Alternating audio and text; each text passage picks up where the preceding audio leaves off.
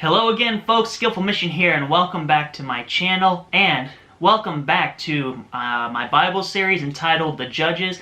As I said, folks, on January 6th, I would return to this series, and we are back today, folks. Oh, excuse me one second. That was a little embarrassing. But anyways, folks, we are back in this series, and today we are going to be continuing our story with the sixth judge of Israel named Gideon.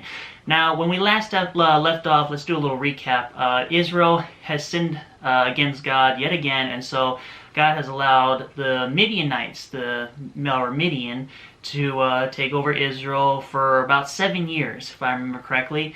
And Israel, once again, is calling to the Lord to help them and deliver them. So God has raised up a deliverer. His name is Gideon. And really, when we last left off, what Gideon did is, I believe he destroyed the altar, or the statue, of Baal in the middle of the night with some help. And he just destroyed the altar of Baal, and that's pretty much where we left off last episode, folks. So today, we're going to be in chapter 7, and we're going to be in a little bit of chapter 8 today. So in Judges, chapter 7 and 8 today is where we're going to be at, folks. So, I'm going to continue our story now about the life of Gideon. And it says in chapter 7, verse 1, "Then Jerubbaal, who is Gideon, and all the people that were with him, rose up early and pitched beside the well of Harod, so that the host of the Midianites were on the north side of them by the hill of Moreh in the valley.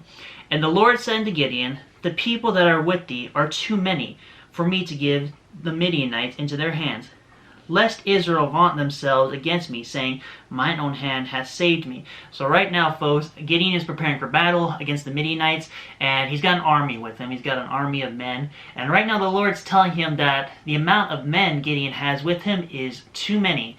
So, and folks, this is going to get really awesome. This is one of the most awesome battles and miracles in the Bible. It's going to be great. This is going to be so exciting. And also right now what the Lord is trying to do, he's trying to tell Gideon, like, look, you got too many men.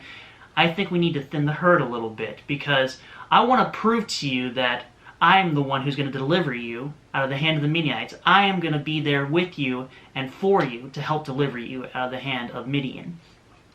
So now it says in verse 3, "Now therefore go to, proclaim in the ears of the people, saying, Whosoever is fearful and afraid, let him return and depart early from Mount Gilead, and there returned to the people 22,000, and there remained 10,000. So if I'm getting this correctly, folks, there were approximately 32,000 soldiers that Gideon had with him. Excuse me, folks. I'm not really fast when it comes to math. But anyways, so Gideon had about 33,000 men with him, or 32,000. And now the Lord told Gideon to send away the men who were afraid and fearful to fight the Midianites. Like, those who are just cowards, tell them to go home and just forget it. You do not need to fight. Just go away, basically. And so 22,000 of the 32,000 went home. Can you believe that, folks? That is unbelievable. 22,000 men went home because they were afraid to fight the Midianites. And so now there was only 10,000 that remained with Gideon. So it continues on in verse 4, "And the Lord said unto Gideon, The people are yet too many." So now the Lord is saying, the 10,000 you have now, they're still too many. "Bring them down unto the water, and I will try them for thee there. It shall be that of whom I say unto thee, This will go with thee, the same shall go with thee, and of whomsoever I say unto thee, This shall not go with thee, the same shall not go." Verse 5, "So he brought down the people unto the water, and the Lord said unto Gideon, Every one that lappeth of the water with his tongue, as a dog lappeth, him shalt thou set by himself. Likewise, every one that boweth down upon his knees to drink. And the number of them that lapped, putting their hand to their mouth, were 300 men. But all the rest of the people bowed down upon their knees to drink water." Oh boy, this gets interesting, folks. So right now, Gideon's got 10,000 men. And the Lord has really just thinned the herd right now with what Gideon wanted the men to do. So basically, folks, of the 300 men that did this, so this is what the 300 men at the water did. So they got on their knees and they scooped up the water with their hand and drunk it like that. While the other 9,700 men, they got on their like their knees and their hands, and they drank water with their tongue like a dog would. If you have a dog or a cat, they drank like that. So the men that did that got on their knees and hands and like bowed down, God said, nope, they're not going to join you in battle, so send them away. But the 300 that drank by scooping up water with their hands, those are the men that would stay with Gideon. And that totals down to 300. 300 men, folks. Verse 7, And the Lord said to Gideon, By the 300 men that lacked will I save you, and deliver the Midianites into thine hand, and let all the other people go every man unto his place. So the people took victuals in their hand, and their trumpets, and he sent all the rest of Israel, every man unto his tent, and retained those 300 men, and the host of Midian was beneath him in the valley. So right now, folks, thousands upon thousands of men that were with Gideon, they've been sent away, sent home, and so now Gideon has 300 men by his side, and the Lord is going to be with them to help deliver them out of the hand of the Midianites. And it says in verse 9, And it came to pass the same night that the Lord said unto him, Arise, get thee down unto the host, for I have delivered it into thine hand. But if thou fear to go down, go thou with Purah thy servant down to the host. And thou shalt hear what they say, and afterward shall thine hands be strengthened to go down unto the host. Then went he down with Purah his servant unto the outside of the armed men that were in the host. And the Midianites and the Amalekites and all the children of the east lay along in the valley like grasshoppers for multitude. And their camels were without number as the sand by the sea side for multitude. And when Gideon was come, behold, there was a man that told a dream unto his fellow, and said, Behold, I have dreamed a dream, and lo, a cake of barley, bread tumbled into the host of Midian, and came unto a tent, and smote it, and it fell, and overturned it, that the tent lay along. And his fellow answered and said, This is nothing else save the sword of Gideon, the son of Joash, a man of Israel, for into his hand hath God delivered Midian and all the host. There's a really awesome miracle that's going to happen here, folks. Stay with me. And it was so, when Gideon heard the telling of the dream and the interpretation thereof, that he worshipped and returned into the host of Israel, and said, Arise, for the Lord hath delivered into your hand the host of Midian.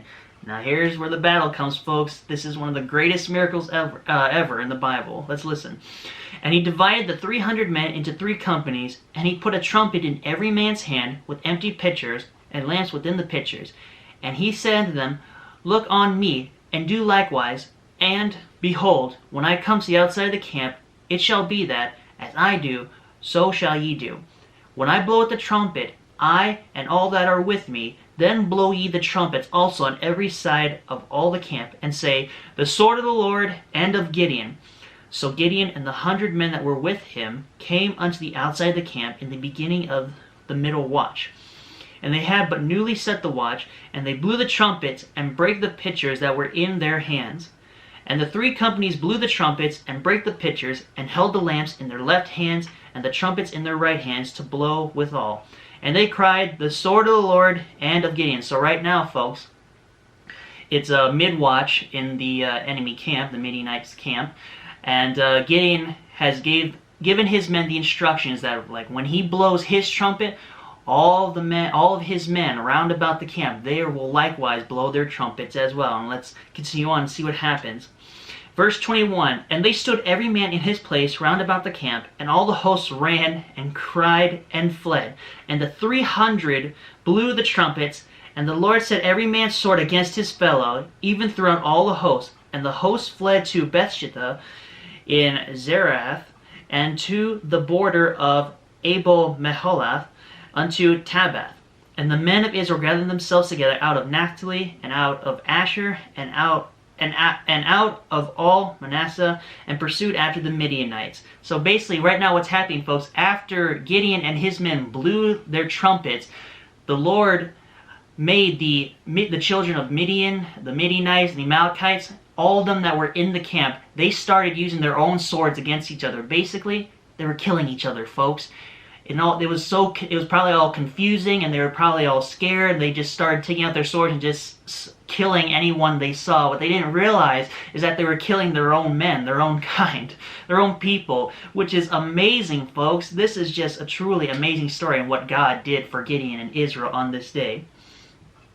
And it's continuing on in verse 24. And Gideon sent messengers throughout all Mount Ephraim, saying, Come down against the Midianites, and take before them the waters unto Bethbara and Jordan. Then all the men of Ephraim gathered themselves together, and took the waters unto Bethbara and Jordan. And they took 2 princes of the Midianites, Oreb and Zeb.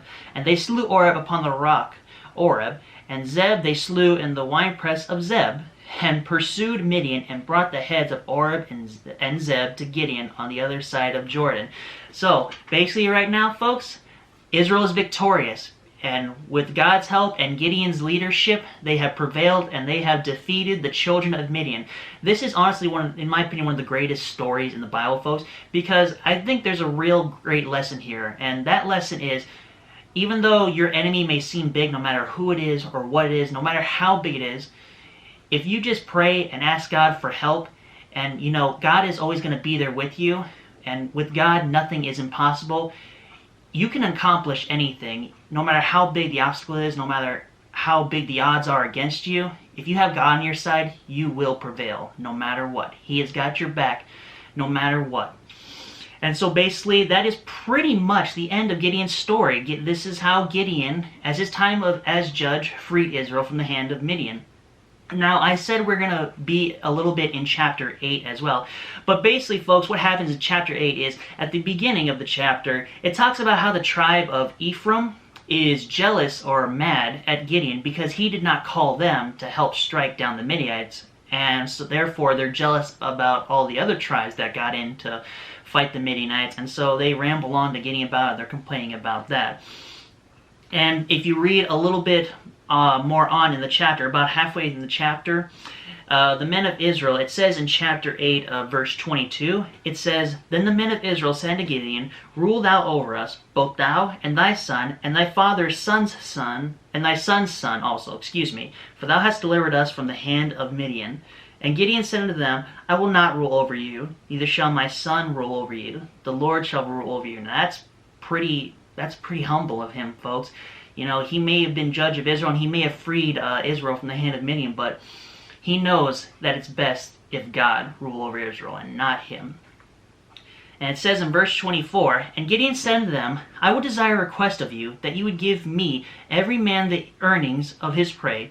For they had golden earrings, because they were Ishmaelites. And they answered, We will willingly give them.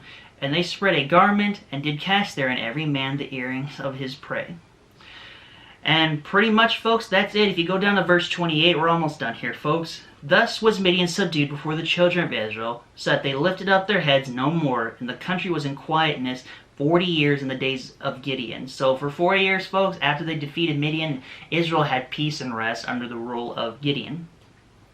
And Jerubbaal, the son of Joash, went and dwelt in his own house. Jerubbaal is Gideon, it's another name for him.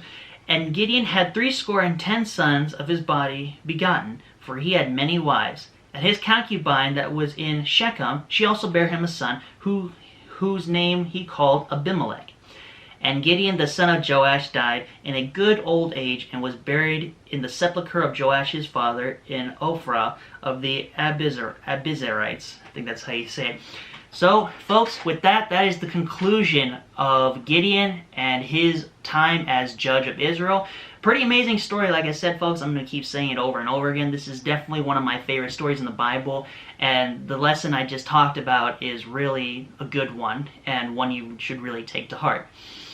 But like I said, folks, that is the end of Gideon. But, folks, if you enjoyed this episode of The Judges, and I hope you did, I sincerely hope you leave a like, comment, and I hope you consider subscribing to join the audience today. Thank you folks so much for watching this, and God bless you all. I'll see you in the next episode. Bye-bye.